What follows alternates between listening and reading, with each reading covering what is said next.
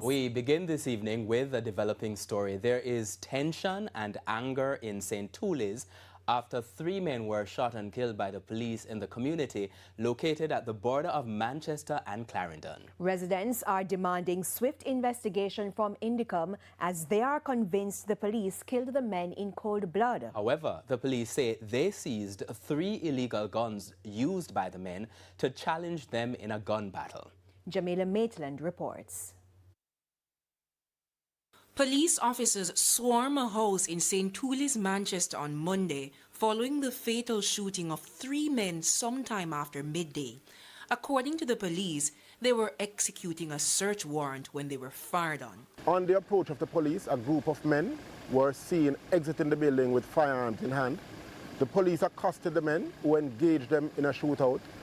The police advanced inside the building where they were again engaged by other men inside the premises.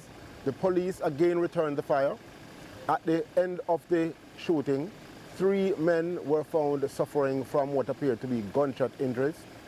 All 3 men were immediately taken to the Jamaican hospital, where unfortunately they were pronounced dead. Residents, however, gave a different account. And then just drive in the yard and kick off the door and start shoot up over there. And I'm no concern, the youth them no fire a shot or nothing, so they can't see a shootout, you know. You understand? That's how police work.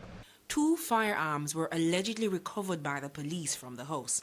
Head of the Manchester Police Division, Superintendent Kerry Duncan, could not identify the men, only that they were from neighboring parishes. And as news spread of the incident, family members of the victims blasted the lawmen.